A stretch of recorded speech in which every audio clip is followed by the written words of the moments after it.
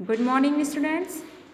Class 8 आपका chapter start होता है 6 combustion and flame. We use different kinds of fuel for various purpose at home. हम different kinds के fuel use करते हैं अपने घर में, in industry and for running at automobiles. इसके अलावा इंडस्ट्रीज़ में और वाहन में, यातायात के वाहन ऑटोमोबाइल्स में। Can you name a few fuels used in your home? क्या तुम कुछ फ्यूल्स के नाम बता सकते हो जिनका यूज़ आप अपने घर में खुद से करते हैं, या मम्मी करती हैं या फिर पापा, किसी के द्वारा किया जाता हो। Name a few fuels used in trade and industry. कुछ ऐसे फ्यूल्स के नाम बताइए जिनका इंडस्ट्री में यूज़ होता हो बड़े लेवल पर। What fuels are use for running automobiles. और ऐसा कौन सा फ्यूल है जो ऑटोमोबाइल में यूज़ होता है। Your list will contain fuels like cowdung, wood, coal, charcoal, petrol, diesel, compressed natural gas मतलब CNG, LPG etcetera. Okay, you are familiar with the burning of a candle. आप अच्छे से जानते हैं कि कैंडल कैसे जलता है।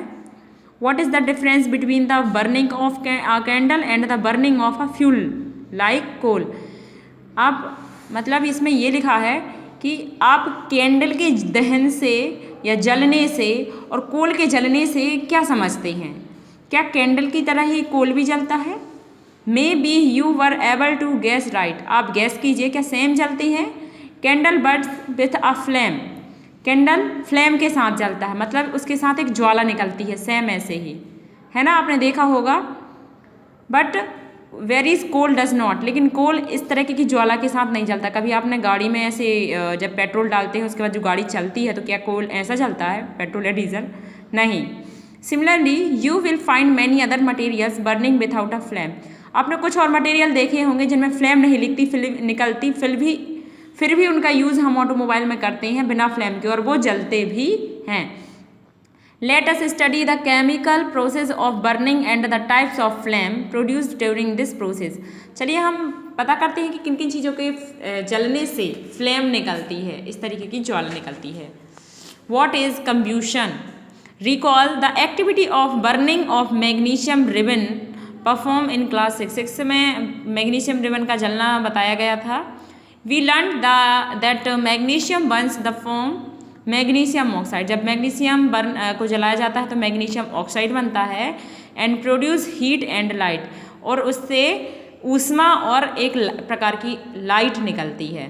We can perform a similar activity with a piece of charcoal. Charcoal को भी जलाकर देख सकती हैं आप। Hold the piece with a pair of tongs and bring it near the flame of a candle और a Bunsen burner.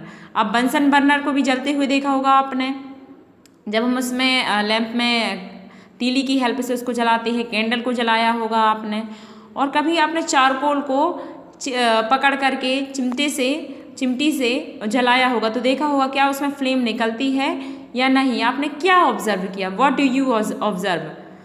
We find that charcoal burns in air, that coal too burns in air producing carbon dioxide, heat and light. जब आपने charcoal को जलाया होगा तो उससे धुआं निकलता है। वो धुआं क्या होता है? स्मोक, कार्बन डाइऑक्साइड गैस होती है।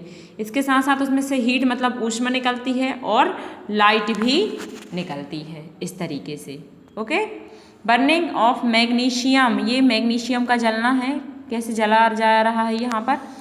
अ chemical process in which a substance reacts with oxygen to give off heat is called combustion. मतलब इस एयर की प्रेजेंस में जब हम किसी चीज़ को जलाते हैं तो केमिकल प्रोसेस के थ्रू उसमें से क्या निकलती है? दहन जानते हैं आप? ऊष्मा की गर्मी निकलती है, इसको कंब्यूशन कहते हैं। हीट देता है ना वो, वही कंब्यूशन है जिसको हम दहन कहते हैं। The substance that undergoes combustion is said to be combustible. ऐसी चीज़ें जो कंब्यूशन जिनमें होता है उनको कंब्यूस्टेबल कहते हैं। It is also called a fuel. इसको फ्यूल भी कहा जा सकता है। The fuel may be solid. Generally fuel कैसे होते हैं? Solid, liquid and gas. Sometimes light is also given off during combustion. आपने देखा होगा जब कंब्यूशन की प्रोसेस होती है तो उसमें से लाइट भी निकलती है, रोशनी निकलती है। आइदर एज अ फ्लेम और एज अ ग्लो, जैसे वो फ्लेम की तरह जलती हुई या फिर ग्लो करती है, चमक निकलती है। In the reaction mention above magnesium and charcoal are combustible substance. इस प्रोसेस के थ्रू आप इस एक्टिविटी को करोगे तो आप जान जाएंगे कि मैग्नीशियम और चारकोल दोनों ही कम्बस्टेबल सब्सटेंस होते हैं। आपको एक एक्टिविटी करनी है, आप कुछ मटेरियल को कलेक्ट कर सकते हैं जैसे matchstick, kerosene oil, paper, iron nail, stone piece, glass, ये सारी चीज़ें आप लेकर के रखिए और बताइए कि इनमें से कौन सी चीज़ कम्बस्टेबल है, मतलब कौन सी चीज़ जल सकती है और कौन सी चीज़ नहीं जल सकती है। Matchstick, kerosene oil, paper, iron nail, stone piece, glass, जिसमें कि स्टोन पीस, ग्लास और आयरन नेल्स ये तो जलेंगे नहीं, लेकिन मैच स्टिक जल सकता है, केरोसिन ऑयल जल सकता है, स्ट्रॉ जल सकता है और पेपर भी जल सकता है। वुड भी जल सकती है, बिल्कुल जल सकती है। Can you name some more substance which are combustible. ऐसे कुछ और चीज़ों के नाम कलेक्ट कर सकते हैं, आप पता कर सकते हैं कौन कौन सी चीज़ें और जलती हैं। You can add those to table, और इस टेबल को आप फिल कर लेना। Let us investigate conditions under which combustion takes place. ऐसी कंडीशंस बतानी है हमको जिसके थ्रू कम्ब्यूशन होता है, दहन की प्रोसेस होती है।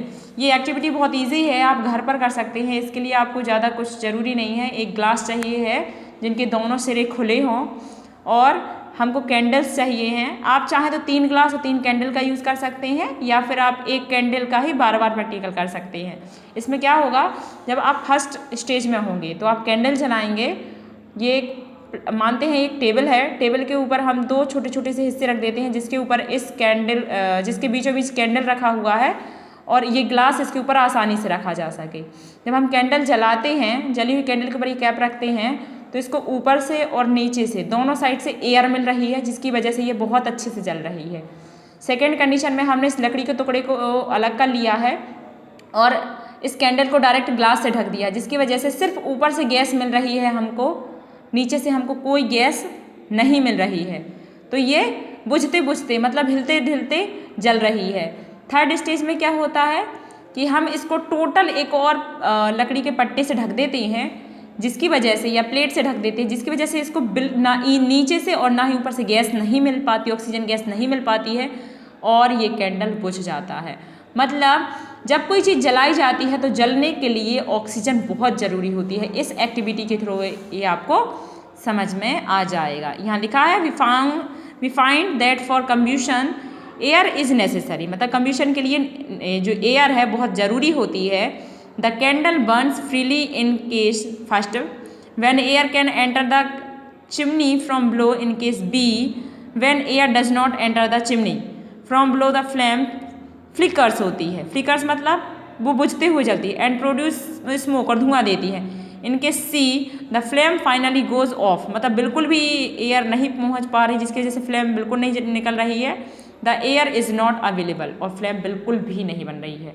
ये एक्टिविटी आप सावधानी के साथ घर में कर सकते हैं। ओके।